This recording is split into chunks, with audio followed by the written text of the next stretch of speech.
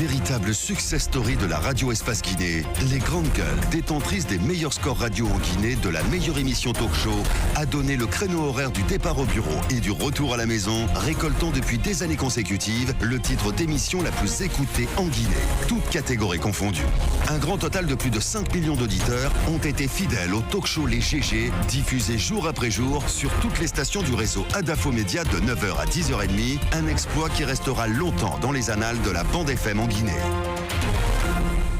On parle de vrais gens ce matin dans notre émission. Dans un instant, M. Silia Touré que nous allons joindre évidemment dans cette émission. Et puis un peu plus tard, M. Eli Pogomou, planteur café, cacao et palmier à l'huile, donc du côté de Nzerekore, que nous allons joindre. Tabac, c'est important de mettre un focus, de faire un focus dessus. Absolument. Voilà, allez. Très très important de faire un focus là-dessus, non pas dans une démarche de propagande, mais dans une démarche objective qui pourrait à terme permettre que les choses changent, que les choses avancent. Pour commencer, on a écouté cette annonce tout à l'heure, on était en train de l'entendre, on parle de politique agricole audacieuse. Pour une fois, j'ai envie de dire, sortons de ces formules ronflantes qui, d'un point de vue pratique, ne riment finalement à rien.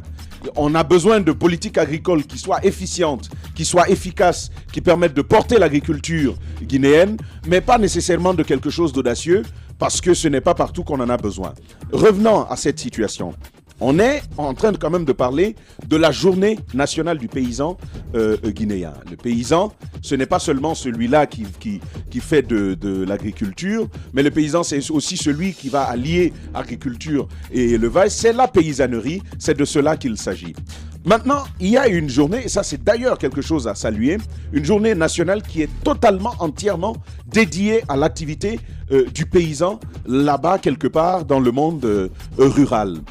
Lamine Guirassy, aujourd'hui, de mon point de vue, c'est que ce genre de rencontre doit permettre de passer en revue l'efficacité, ou pas du tout, en tout cas le niveau d'efficacité, des mesures qui ont été proposées jusque-là. Le président de la République a fait pas mal de choses, il faut le dire. Les apports en engrais, les politiques liées à la machinisation de l'agriculture avec les tracteurs, vous vous rappelez, pas mal de tracteurs ici ont été distribués suivant une certaine formule, même si là aussi les promesses qui ont été les premières n'ont pas été tenues. Là, c'est encore une chose, et mon avis, c'est qu'une telle rencontre, un tel rendez-vous doit permettre de mettre en face le paysan, non pas celui des bureaux, parce qu'il y a ces formes de paysans aussi, qui se targuent de paysannerie, qui recueillent... Comme toi. Non, moi je suis un paysan. L'ami, je suis un paysan. Non, je le suis. Je le suis. Paysan de bureau. Je le suis. Non, Lamine Guirassy, je le suis. Oui, mais absolument. Je peux t'en dire davantage. Mais justement, je suis. Raison pour laquelle je te donne la parole. Je viens de commencer une expérience du côté de Kindia. Donc je suis vraiment un paysan. Un paysan, ouais. Un vrai paysan. Un vrai paysan. Voilà. Qui l'a appris depuis l'enfance. Oh, les Tamba. Non, depuis l'enfance aussi, justement. Non, ça n'a rien à voir avec toi. C'est un paysan. Oui, paysan à Paris. Ben oui, c'est ça. Allez, nous avons notre paysan en direct chez les GG. Eli, bonjour. Oui, monsieur Eli Pogomou, oui, elle écoute. Alors, monsieur Pogomou, vous êtes paysan à la base. Qu'est-ce que ça vous fait de savoir qu'il y a une journée entièrement dédiée aux paysans guinéens? Je vous remercie.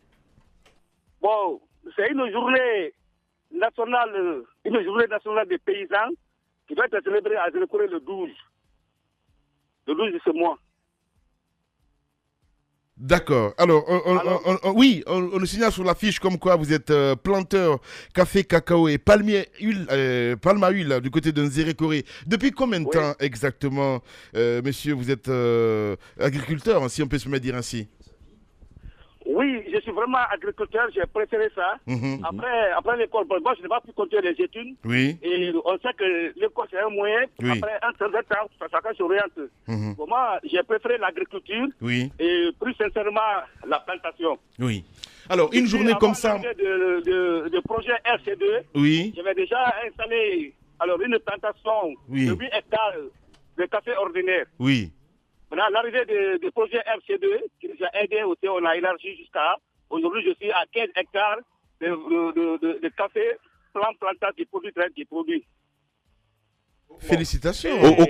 Au côté du café, vous faites aussi du cacao, du palmier à huile. Parlez-nous-en justement avant d'aborder la journée. Oui. Bon. quand RCD est venu, je reste à travers la Fédération des planteurs de café. Bon, mais là, en 2016, il y a eu une initiative présidentielle. Alors, pour le palmier à huile, le cacao Mercedes et le café Mercedes. Donc, on a bénéficié des plans que le chef d'État, grâce au chef d'État, les plans qui viennent de la Côte d'Ivoire, on en a bénéficié. Alors, c'est une chose sur le site comme ça, là, pour le nettoyage, afin de recevoir la délégation pour la visite. Ouais. Elie Pogomou, il faut le rappeler, agriculteur, un paysan en direct ce matin chez les GG. Alors, dites-nous comment vous vous planifiez au fil des années. Vous avez parlé de 8 hectares tout à l'heure. Vous vous retrouvez aujourd'hui à 15. Comment vous vous planifiez à la fin du compte, Pogomou? Bon, c'est là le gros problème. Savez-vous, la plantation, c'est un investissement. Il faut beaucoup d'investigation. Donc, nous-mêmes, c'est notre grand problème aujourd'hui. Parce que avant que ça arrive à la production, vraiment, on s'enquête un peu partout. Alors, pour pouvoir entretenir même la récolte. Et de fois même, on va à un prix avant le prix. Parce que tant qu'on n'est pas souvent, tant qu'on n'est pas aidé, on n'a pas de crédit. Où prendre le crédit? Alors, pendant le temps de soudure, les collecteurs, les acheteurs nous prennent à bas prix avant l'arrivée du prix. Donc, de manière que vraiment, on ne peut pas s'en sortir avec cette situation comme ça. Oui. Elie Pogomou, il faut le rappeler, un planteur café, cacao, palmier à huile du côté de Nzérékoré, en direct chez les GG. Mohamed Mara. Vous faites bien de mettre en exergue ces difficultés d'ordre, si vous voulez, d'accès au financement. Maintenant, de l'autre côté, en période de production, comment se fait notamment, comment s'organise d'abord le transport de vos produits? Est-ce que, on sait qu'il pleut énormément en Guinée forestière, est-ce que l'évacuation de ces produits-là aujourd'hui est rendue un peu plus facile? Mais surtout, comment, d'après vous, l'État devrait-il s'y prendre aujourd'hui pour que toute la filière, notamment de l'achat jusqu'à l'exportation, puisse se passer de manière un peu plus fluide? Bon, voilà le problème aujourd'hui. On sait que les zones, on est enclavés. Les zones de production, même pour avoir l'accès, c'est pas facile. Le couloir de nos produits, ça pose des problèmes. D'accord. Alors, il parle de l'écoulement des produits qui pose problème. Donc, qui dit l'écoulement, ça veut dire le transport. On a bien compris, messieurs. Elie Pogomou, il faut le rappeler, paysan en direct ce matin chez les juges. Allez-y. Cette autre question, monsieur Elie, à chaque campagne agricole, on vous amène des engrais. Et très certainement, vous nous répondrez. On se pose la question, est-ce que vous en avez besoin vraiment? Oui, effectivement, les engrais, avant, on achetait les engrais très chers. Mais grâce à l'initiative présidentielle, le marché sont ravitaillés en engrais. Donc, quand même, le prix est abordable. Parce que les sacs d'engrais qui étaient à 200 et quelques mille, aujourd'hui, c'est 135 000. Nous, c'est 135 000. Là, ce côté, vraiment, on remercie le gouvernement pour ce côté. Ouais. Bon, mais pour l'écoulement de nos produits, comme je disais, oui, dans les bonnes conditions, si les traitements se faisaient en place, non seulement ça allait créer plus d'emplois, et aussi ça donne la bonne qualité. Oui. Avec le café que les gens prennent ici, il faut prendre le café brut, aller traiter à Conakry pour envoyer. Oui. Si vraiment le gouvernement nous aide à installer des usines de traitement sur place, d'accord. C'est ça que vraiment ça peut nous aider, et aussi l'emploi quand même pouvait être pourquoi pas nous. Bien. Merci beaucoup, Elie Pogomou. Il faut le rappeler, vous êtes paysan, planteur café, cacao et palmier à huile du côté de Nzérékoré, la journée des paysans. Merci beaucoup, Elie. Merci beaucoup. Les grandes gueules. Tout sur les dessous de l'actu. Ici, l'actu rime avec liberté de ton sur Radio Espace.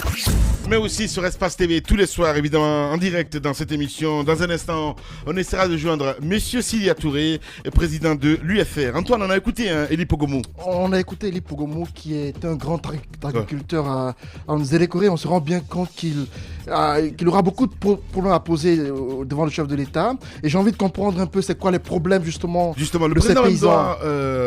Il doit s'y rendre. Oui. Justement, j'ai envie de comprendre un peu notre ami Fassili Konaté. Quels seront les problèmes posés par ces paysans vis-à-vis du chef de l'État. Et j'espère que l'État, à travers cette journée, va trouver des solutions aux problèmes posés durant la journée du monde paysan, même si derrière, je n'attends pas grand-chose. On a vu la journée des orpailleurs du côté de la Haute-Guinée. Jusque-là, de ce côté, les orpailleurs estiment que les problèmes posés à l'époque n'ont pas été résolus. Donc, je me demande bien ce que va donner la journée du paysan en Nzérékoré. J'attends de voir ce que vont poser comme problème ces paysans et comprendre réellement c'est quoi la journée du paysan. Voilà, très sceptique, hein, Antoine Kourma, et ça se comprend. Nous avons en direct donc le président Sidia Touré. Monsieur le président, bonjour.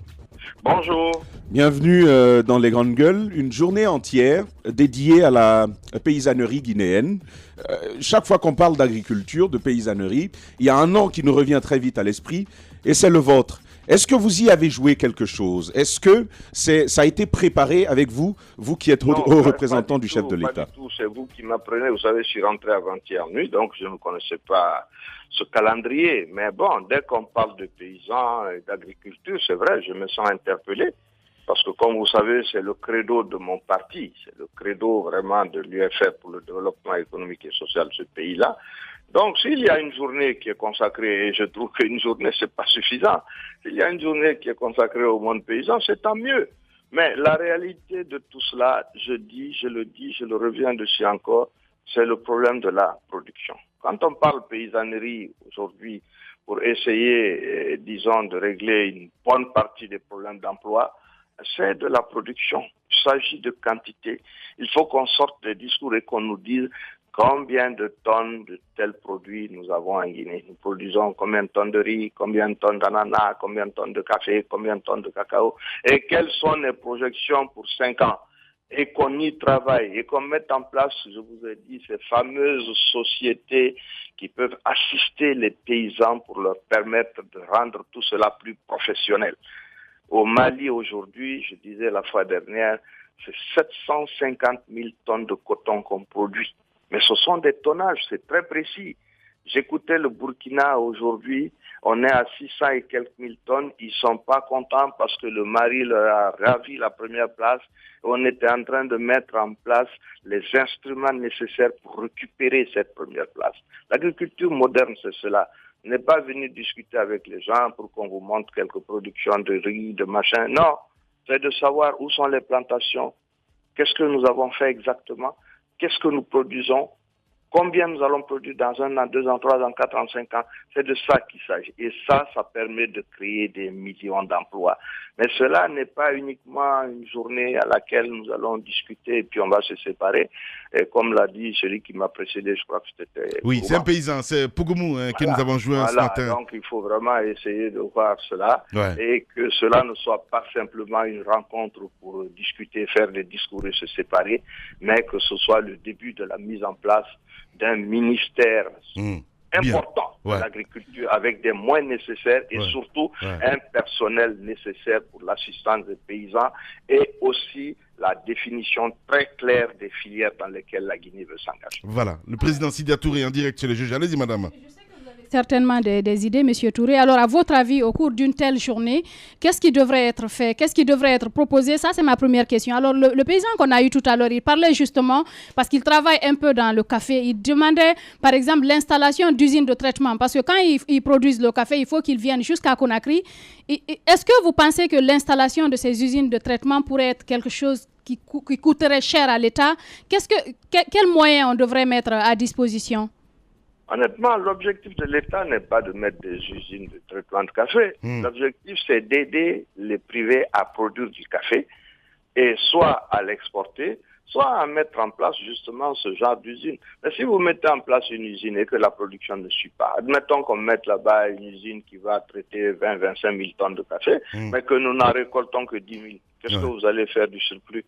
Donc la question essentielle, je dis, c'est d'abord de définir quelle est la production de la Guinée dans toutes ces filières-là. Une fois que cela est connu, si cela existe, vous allez trouver tout de suite un privé qui va venir investir là-dedans parce que cela rapporte de l'argent. C'est ça l'objectif. Allez-y, Jacques. Moi, je voudrais m'intéresser aux cultures vivrières. C'est vrai que nous avons eu plusieurs campagnes agricoles, mais le constat, c'est vrai, à chaque année, on nous donne quelques résultats pour dire qu'il y a eu du succès. Nous continuons malheureusement à importer du riz. Je ne sais pas comment est-ce que vous expliquez cet état de fait. Est-ce que vous croyez vraiment que ces campagnes agricoles ont connu du succès comme nous l'entendons souvent? Écoutez, vous venez de dire le vrai problème. Si nous produisons du riz, l'importation, quand vous allez vérifier à la douane, ça devrait diminuer d'année en année. C'est élémentaire. La consommation de la Guinée, par exemple, est de 400 ou 500 000 tonnes de riz. Si nous en importons 400 000 ou 300 000, d'année en année, si notre production intérieure augmente, vous allez à la douane, vous allez voir que l'importation de riz va diminuer. Ces choses-là, on ne peut pas tricher là-dessus. Donc, c'est de ça qu'il s'agit. Encore une fois, de grâce, les chiffres, les chiffres, les chiffres. Maintenant, le vivrier, c'est vrai que c'est un point très important, mais là également, c'est l'accompagnement. L'accompagnement, je dis bien, c'est pas l'État qui investit pour faire quelque chose. L'État investit dans la formation, le suivi et aider à ce que les paysans comprennent de quelle manière ils doivent s'y prendre pour faire ces productions-là. C'est ça le rôle de l'État, en tout cas de l'expérience que j'ai. Et vous avez raison, mais je dis encore une fois qu'on arrête de parler des choses sans qu'il y ait des précisions sur les chiffres. C'est avec ça seulement que nous pouvons aller de l'avant.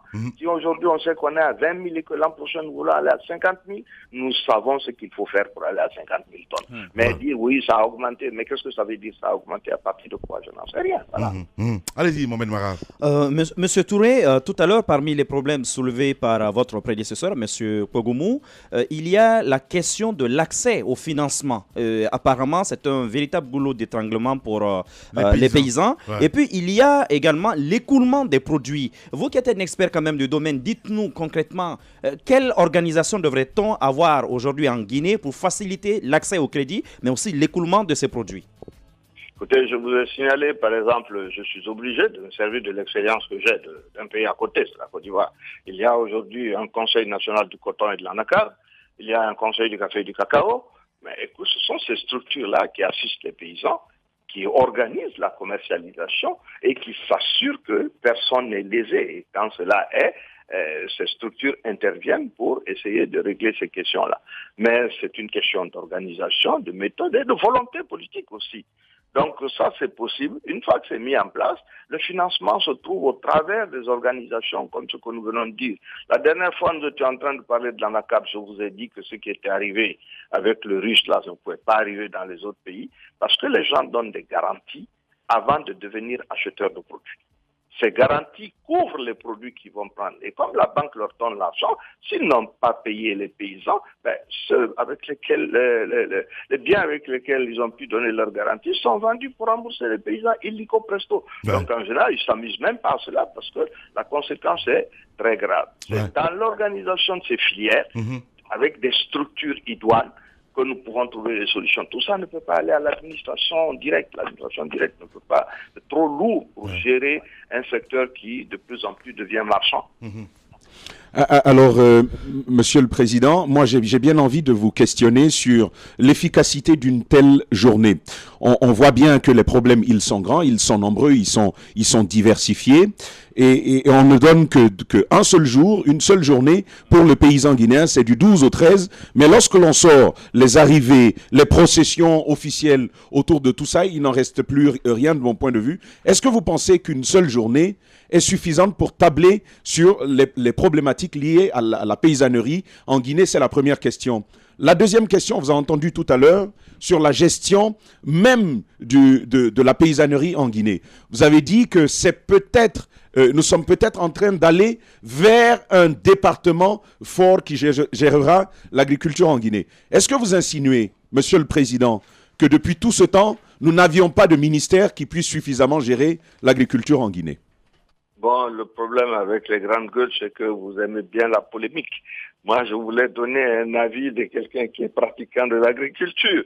Je vous dis qu'on devrait faire mieux. Le ministère le plus important de ce pays, compte tenu du monde que cela peut drainer et de la population que ça concerne, devrait être le ministère de l'Agriculture. Je le dis vraiment, c'est ce que je crois. Maintenant, en ce qui concerne la journée, c'est une possibilité pour les gens d'aller évoquer les problèmes et peut-être à l'État de promettre que nous allons pouvoir faire beaucoup plus dans ce secteur-là. Mais une fois qu'on a fini tout ça, il va falloir venir s'asseoir et que des gens définissent très clairement quel est le sens de cette journée et surtout quels sont les objectifs que nous nous fixons. Moi, je ne peux pas en dire grand-chose parce que je n'ai honnêtement pas très bien suivi l'évolution de tout cela.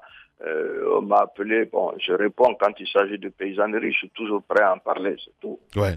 Monsieur le Président, merci beaucoup en tout cas d'avoir accepté notre invitation ce matin, Monsieur Sida Touré. Merci beaucoup. Au revoir. Radio Espace, les grandes gueules. Leur spécialité, c'est la démesure totale. Tant qu'ils ne changeront pas, nous ne changerons pas non plus. Les grandes gueules, à suivre tous les jours sur la radio d'opinion. Radio Espace. Les affaires courantes, les conseils des grandes gueules. Antoine Kourouma, on revient évidemment affaire accident ambassade russe. Hier, vous étiez au consulat.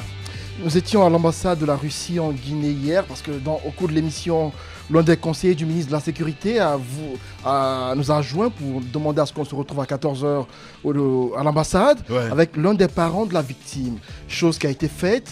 On y a été, malheureusement, la Girassi, on a été reçu dehors par l'intérieur de l'ambassade. Par qui? Par le protocole de l'ambassadeur.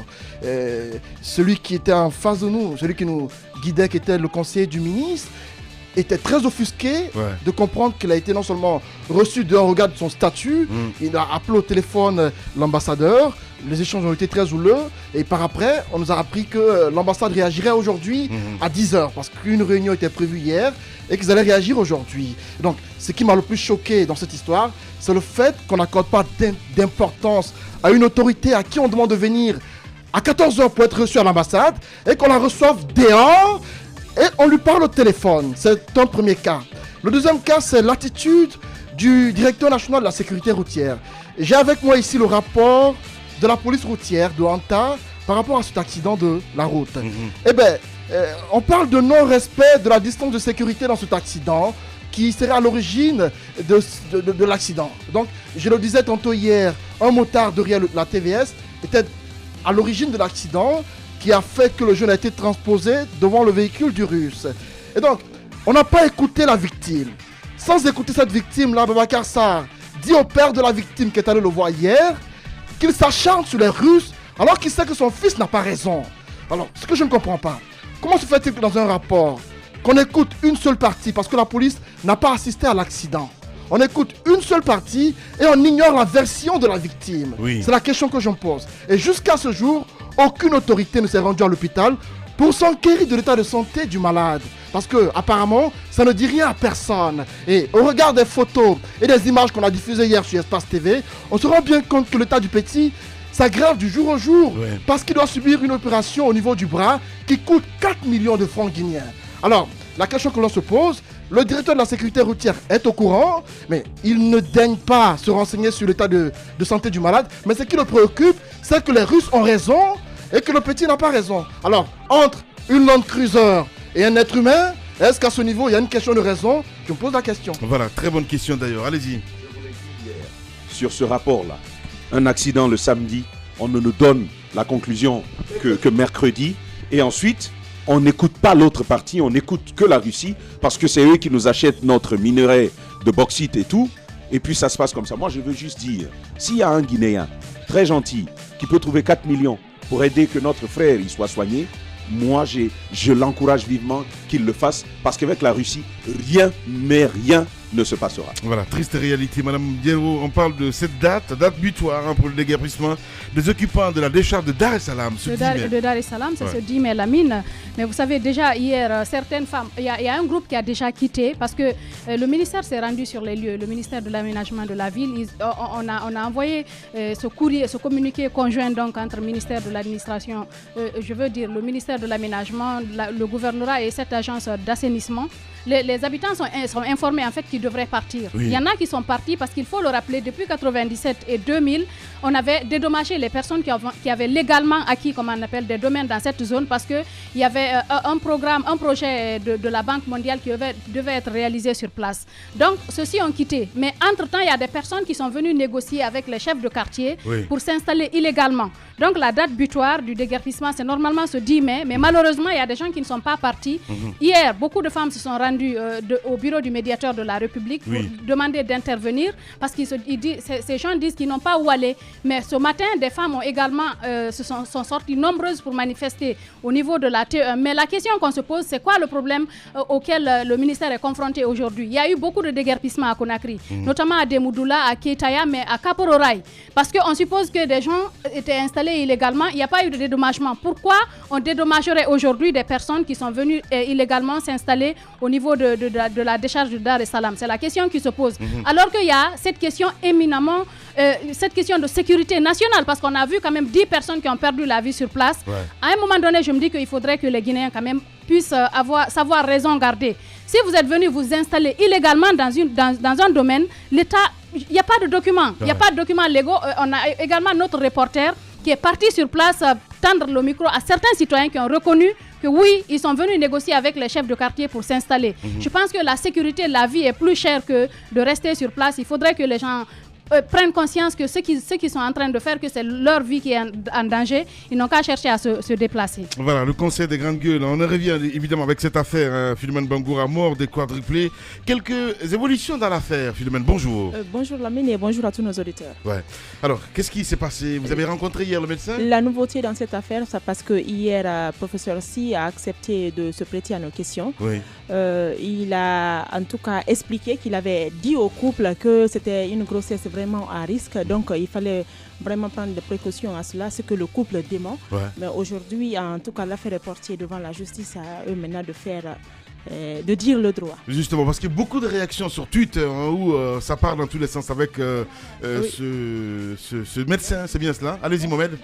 Oui, il y a un deuxième cas d'ailleurs, parce que j'ai appris hier et j'ai lu le témoignage notamment de notre amie Jane Boiro Silla, Madame Silla Jane Boiro, qui explique sur Facebook dans un des groupes qu'elle-même, elle est en procès actuellement avec le cabinet en question Médicis, la clinique en question, parce qu'elle dit que quand elle vous a entendu parler ici, elle a pleuré parce qu'elle a cru qu'on parlait d'elle. Elle a perdu des jumeaux dans les mêmes conditions.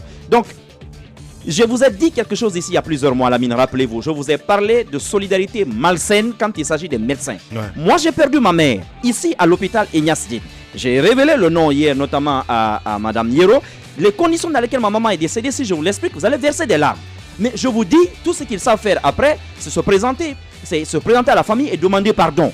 Mais la vérité est que lorsque vous voulez les poursuivre, ceux qui doivent faire les contre-rapports, notamment les contre-expertises, ce sont les mêmes médecins. Or, quand il s'agit de ces agrégés, les docteurs et autres médecins, la plupart ont été leurs élèves en faculté de médecine. Donc, il y a une sorte de solidarité aujourd'hui malsaine et on tarde toujours à toiletter l'ordre des médecins. C'est une réalité. Aujourd'hui, moi, je ne comprends pas. Comme médecin qui a été formé aux frais de l'État, qui a eu des bourses aux frais de l'État guinéen, donc du contribuable guinéen, que ces gens-là reviennent au pays, qu'ils abandonnent les hôpitaux publics et chacun d'eux a sa clinique. Et vous verrez certains qui travaillent pour des cliniques étrangères présentes en Guinée et en même temps ils ont leur propre clinique. Dans la semaine, ils n'ont que quelques heures dans les hôpitaux publics, mais ils ramènent notamment, si vous voulez, les clients, parce que je ne dirais même plus patients, mais les clients les plus solvables, on les ramène au niveau des cliniques privées. Mais je ne peux pas comprendre. Je ne peux pas comprendre qu'on me dise qu'une femme qui porte des quadruplés, que pendant toute la durée de la grossesse, qu'on ne s'est pas rendu compte qu'elle portait 4 enfants. Ensuite, lui-même, puisqu'il reconnaît que c'était une grossesse à risque, je ne comprends pas pourquoi il n'était pas présent pour assister cette jeune femme.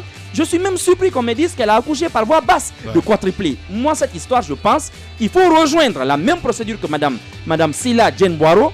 Cette famille-là doit porter plainte et il faut que les médias suivent pour que vraiment ce type de raté-là, qu'on en finisse quoi. On ne peut plus accepter que des femmes meurent comme ça en couche et qu'on perde des bébés dans des conditions aussi rocambolesques dans notre pays. Mohamed Mara, Philomène Bangoura, donc la suite, le couple a porté plainte, c'est bien ça ce que vous dites? Le couple a décidé de porter plainte, il y a déjà un pôle d'avocats qui est constitué pour la cause. Donc pour le moment, moi mon inquiétude, est-ce que la dame, je ne sais pas, parce que hier, quand je suis allée, difficilement elle marchait pour vraiment nous accorder cette interview. Elle n'a même pas pu parler. Elle ne faisait que verser des larmes. C'est le mari quand même qui... Donc vous avez peur de sa survie maintenant? Justement. Voilà. Parce que imaginez avec il y avait vraiment des difficultés à évacuer le placenta, parce que par là, on peut parler de fistule obstétricale.